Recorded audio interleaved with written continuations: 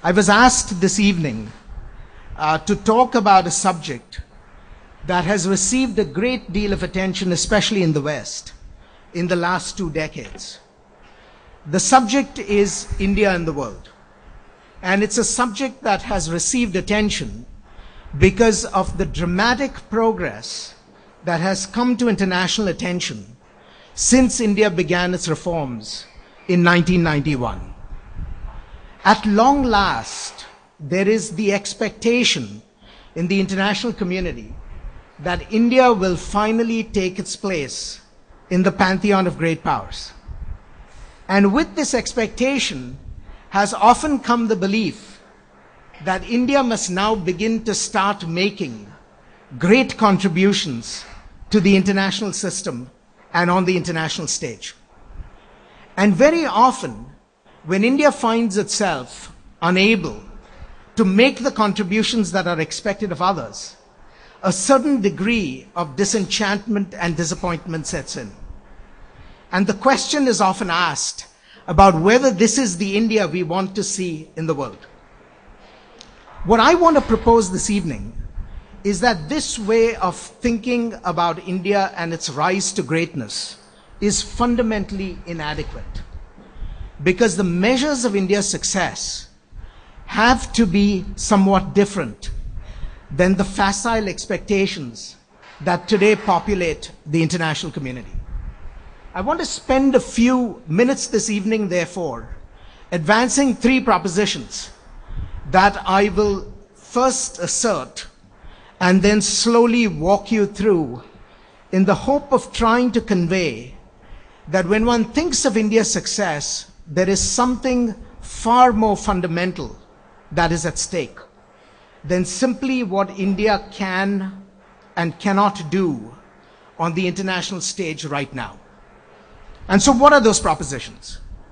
The first proposition that I would like to argue is that India's success in the world will be fundamentally a function of its success at home. This doesn't mean that its international contributions are not desirable or ought not to be valued. But in my mind, they will come fundamentally from the success that it can deliver to its own people here at home. And I want to walk you through that logic in a few minutes. The second proposition that I want to assert is that India's success at home requires the completion of the nationalist project which was begun at independence. And that success is probable but is not yet assured. That India today stands at the crossroad of great opportunity but also significant risk. And therefore, its success should not be presumed, but rather the efforts required to make its success inevitable ought to be redoubled, both by its own citizens and by those of us in the international community who will actually benefit from India's ascendancy. The third proposition that I want to argue is that India's success, if it is to finally come about, will require an ingredient that we have somehow come to miss in recent years. And that is bold and charismatic leadership at home and enterprising policies abroad. Policies that will marry India's values and its interests. This is what India will need, because as I will argue in this presentation, is that even the things that we take for granted, India's vast latent resources, are not resources in the ordinary sense of the word. They are potential which require a cause to actualize them, to bring them into being. And that cause will be found ultimately only in wise leadership. And so one simply cannot presume that India's resources will produce the outcomes we want as if it were on autopilot. Rather, they will need choices to be made, sometimes hard choices to be made. And the course of India moved in certain directions. So let me start with the first proposition. That is, India's success will be fundamentally a function of its own achievements at home. When one looks back at India 65 years after independence, there is absolutely no doubt in my mind that India is a remarkable but as yet incomplete accomplishment. It is a remarkable accomplishment because at the time of India's founding as a modern nation state, there was still a substantial body of opinion that was not convinced that this country would actually survive as an independent country. In fact, not many years before India became independent, Churchill was known to have famously remarked that India is little other than a geographical term. It is no more a united nation than the equator. And yet, when one looks at India today, 65 years on, this geographical term has become a nation. It has, out of many, welded one people. The core of India stays intact, and its strategic autonomy is unparalleled for a nation that is still poor and relatively undeveloped.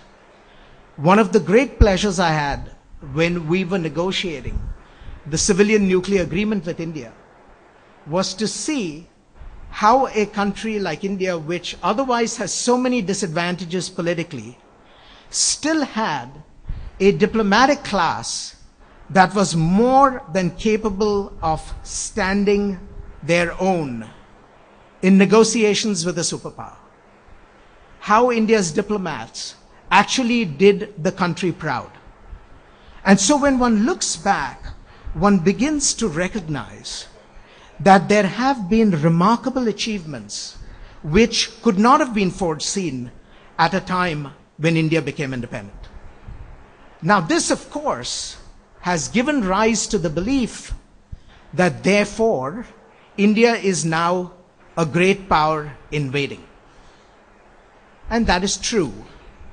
But precisely the opposite is true as well. Now, thank God I am making this presentation in India, where Aristotle's famous laws of non-contradiction don't always hold.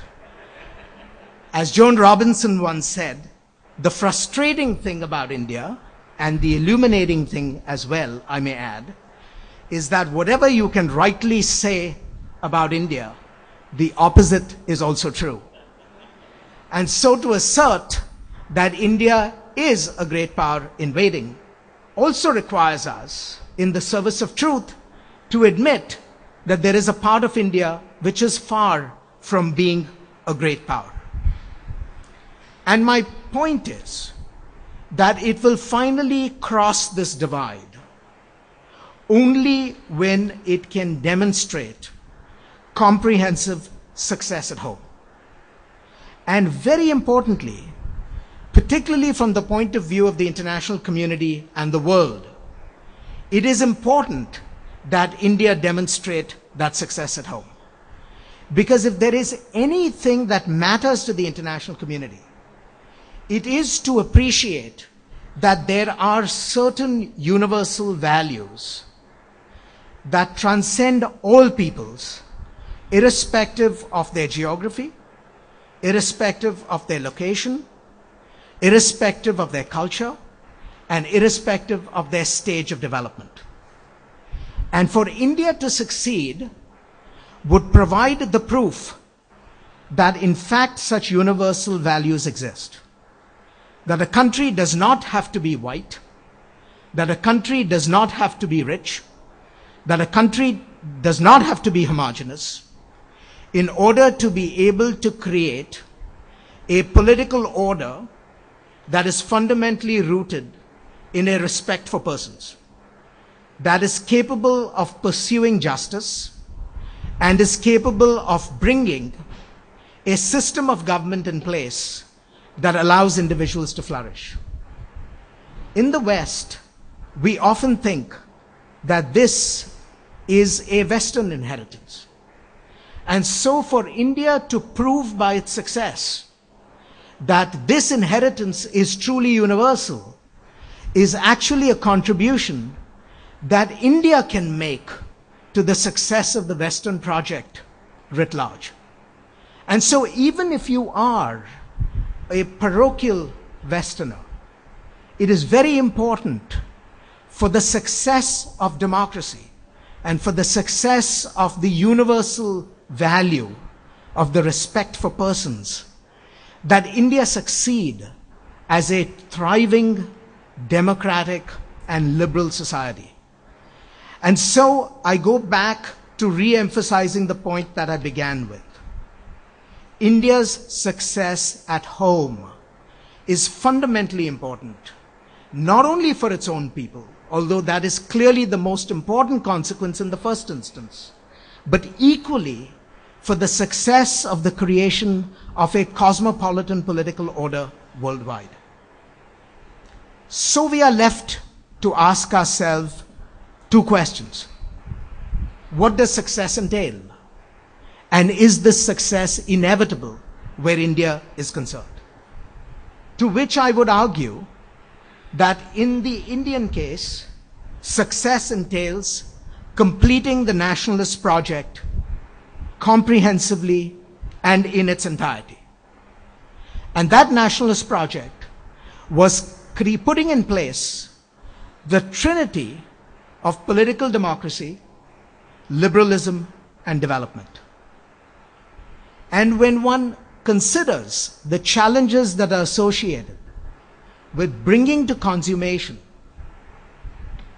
a just democratic order, a liberal polity, and an economic system that provides both growth and development, one cannot but conclude that success cannot be taken for granted.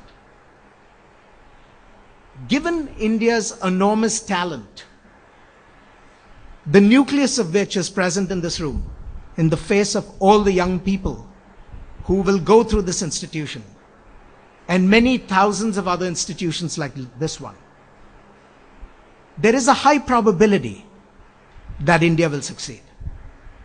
But we cannot rest on our laurels, nor can we rest on easy presumptions that that success is inevitable. Rather, that success will have to be grasped. It will have to be wrested from a set of what are sometimes very recalcitrant and very difficult circumstances. So let me talk very briefly about what I think still remains to be done in each of these three dimensions of the Indian project as I see it from the outside. Let me start with democracy. There is absolutely no doubt in anyone's mind, in anyone who watches India either closely or from afar, that India's democracy is real. It is not simply a phantasm. It is a real political order that has proved itself fundamentally in the fact that India has preserved its unity despite enormous diversity. If India lacked political democracy, it would simply have been unable to keep such a heterogeneous cultural system intact. And the proof, to my mind, beyond India's unity, that India's democracy is real, lies in the tremendous social transformation that we have seen in the 65 years of India's independence. The fact that today, at the highest levels of India's governance, are individuals who not very long ago did not even enjoy social status as persons, that lived at the bottom of the social order, that these individuals today are involved in decision making that affects the destiny of millions, millions of people who are both wealthy, millions of people who are high class, millions of people who are probably better cultured and better mannered than themselves, to my mind, proves the vitality of India's democracy. And yet, when one looks at that democracy, one also sees the dark shadows that accompany it. After 65 years, there are many Indian institutions that have atrophied, that have become ragged, that have been unable to meet the aspirations for which those institutions were begun. To India's credit, they have been supplemented by new institutions. But there are still core institutions that are at the heart of the Indian state that have to be revitalized if the Indian project is to succeed.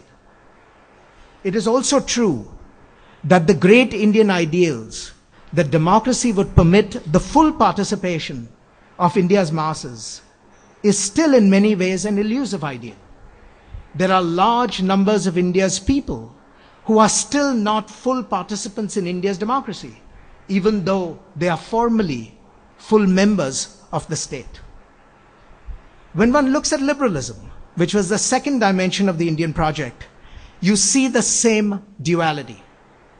It's a liberalism which, at its core, enshrined a respect for the rule of law and the Constitution, enshrined a respect for persons through the system of fundamental rights, and which embodied a goal of cosmopolitan nationalism, where it was everything but conceptions of identity based on religion that would make a difference. And yet each of these three dimensions have been weakened over the last 65 years. The rule of law has not yet succeeded in fully taming raw power.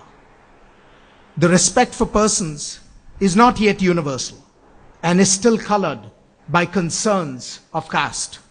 And cosmopolitan nationalism is still challenged by new conceptions of identity that are far more parochial than what India's founding fathers had intended.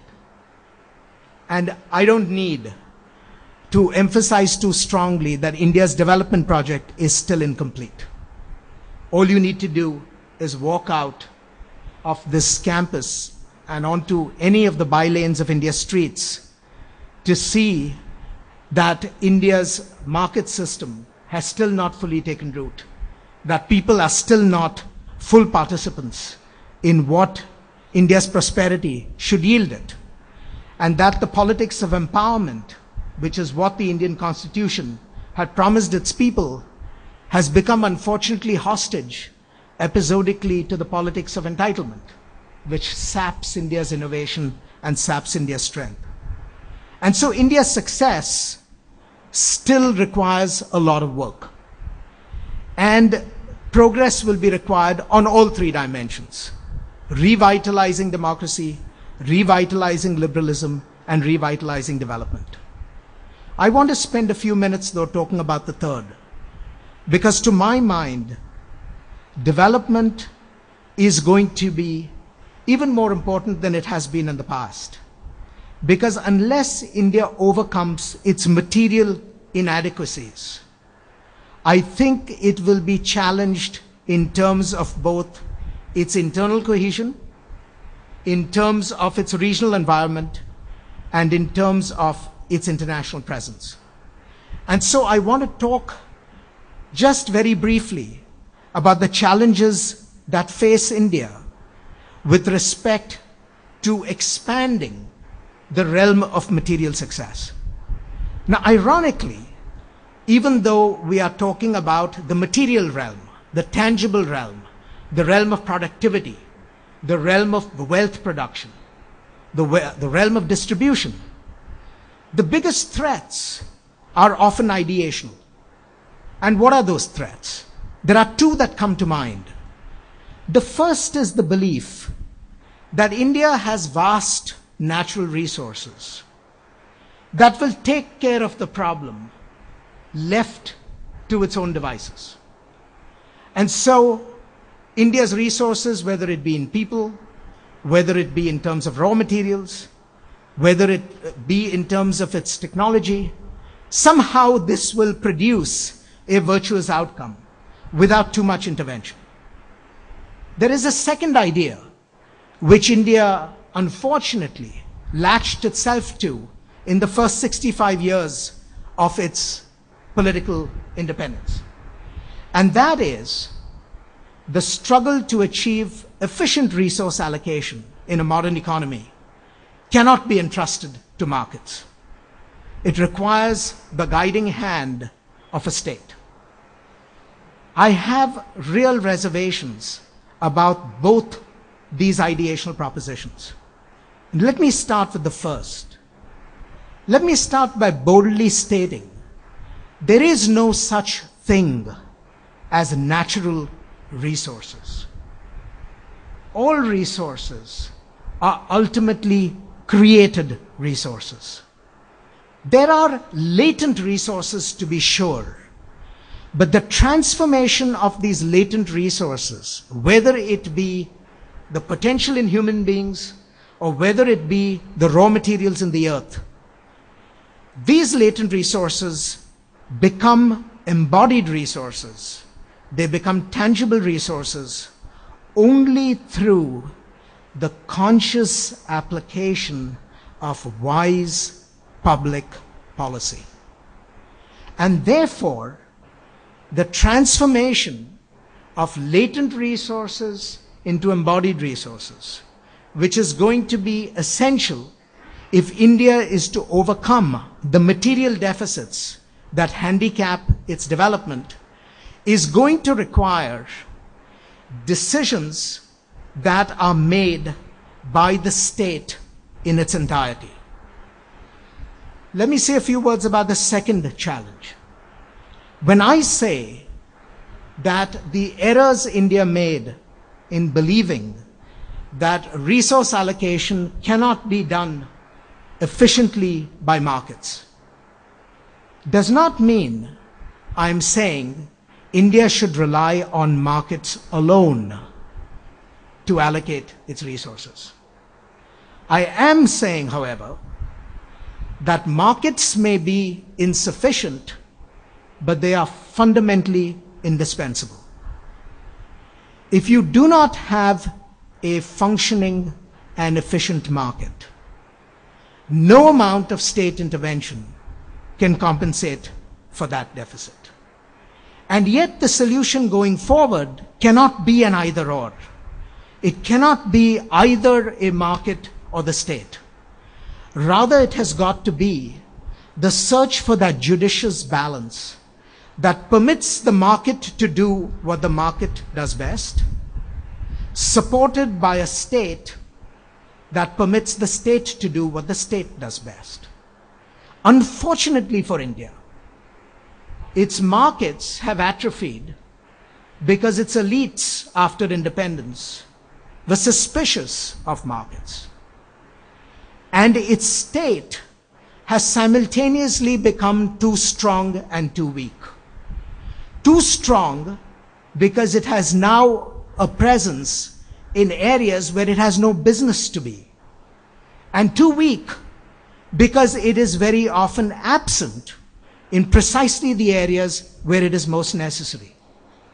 And so as India goes forward, the challenge will be to revitalize both the social institutions of the market, which are hard to do because it is not creating a market from scratch, but rather it is undoing a legacy of state controls which now are clearly understood to be counterproductive. And yet, as one begins to work the corollary, which is creating a state that will be neutral, that will be transparent, that will have sufficient analytical capacity to make good decisions, and that will be able to nurture a political consensus in favor of certain national goals, one begins to recognize that the big danger facing the Indian state is that it lacks autonomy. In fact, the tragedy is that the Indian state often lacks the required degree of autonomy vis-à-vis its own society. In other words, the tragedy is that the Indian state is often captured by certain sections of its own society, who then proceed to use the state and its institutions to move the nation in the pursuit of certain private interests rather than national interests. And so the big question, as one thinks about India's success and the challenges for India's success, is that India's peculiar state-society relations have served thus far to protect its unity. But the unanswered question going forward is whether they will contribute to actually increasing its greatness. This is a question which still awaits a clear and resounding answer. And I want to end now by talking briefly about the third proposition, which is, if we are talking about success, and if the success is to be assured, the need for leadership is going to be uncompromisable. In an important way, there is a need for a return to charismatic politics, where a leadership that is enlightened and bold can proceed to do the things that India requires at the moment, to roll back stifling state control when that is an issue, to invest in building an efficient state presence where that is absent, to open India more rapidly to the outside world, while building whatever safeguards are required in the interim, and above all, to have the courage to make the most important investment that India needs, which is the investment in its own human capital. You will not get a leadership that will make these choices unless it is willing to take risks for national success rather than simply partisan success. And so what India needs, even as it jettisons the baggage of the founding generation in some cases, is a recovery of the ethos that the founding generation had. And this is really the task that India has in the years ahead of it. To my mind, there is no alternative for India but to engage in a full-hearted embrace of market society. A market society that will enable India to exploit its capacity for innovation while simultaneously putting in place the kinds of protections that will be needed to assist those who will be harmed by the necessary dislocations that market society will always create. And even as India does that, it needs to recover the bases of its cosmopolitan nationalism and the strengthening of its democratic institutions. Now, in saying all this, unfortunately, I do not have a recipe that I can give you that would tell you that is foolproof. I cannot even offer you the United States, which is where I live today, as a source of inspiration, because we have our own pathologies, sometimes which rival yours, sometimes which are even worse than yours. So, much as I would like to, I cannot come before you and tell you to follow an American model. You have to find your own model. But the point is simply this, that India has now reached a stage where it cannot afford another 65 years of material inadequacy, of development deficits. There are too many sections of its people who are still poor. There are too many rising expectations that could cause political dislocations. Many of India's competitors are doing excessively well, and some of India's competitors are doing very badly.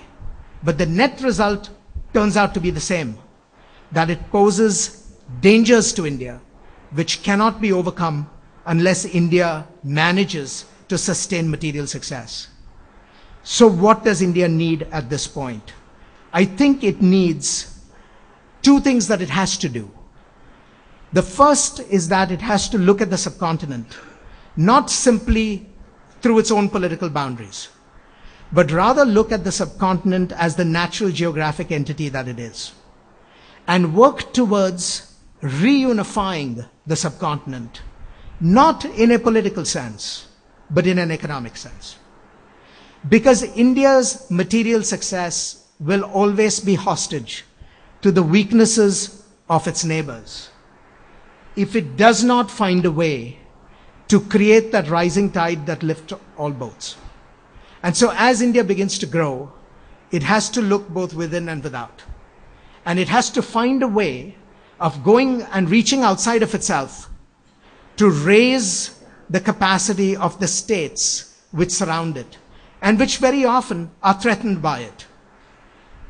A political effort at reunification would be catastrophic.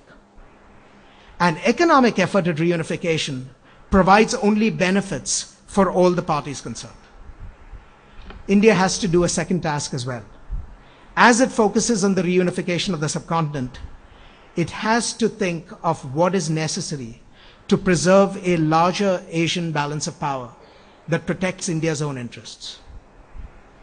And as Kautilya would have told you 3,500 years ago, sometimes to deal with the challenges next door, you have to reach out to friends that lie beyond. Because it is always the case that the enemy of my enemy is my friend. And so as India begins to think in terms of what is required to maintain an Asian balance of power that serves its interests, it needs to look at friends beyond Asia. Friends in Europe, friends in Africa, friends in Latin America, and dare I say, even those of us who exist in North America.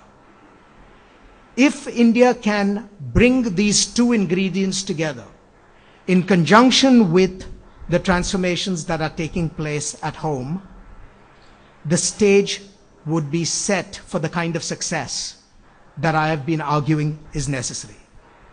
And herein lies the greatest paradox of all. India's comprehensive success within is essential for India's geopolitical success abroad. But India's geopolitical success abroad may be just as essential for the comprehensive success of this country within. So on that note, I wish all of you well. And for those of you who are students in the audience, go out and do great things for yourself and for your country. Thank you very much.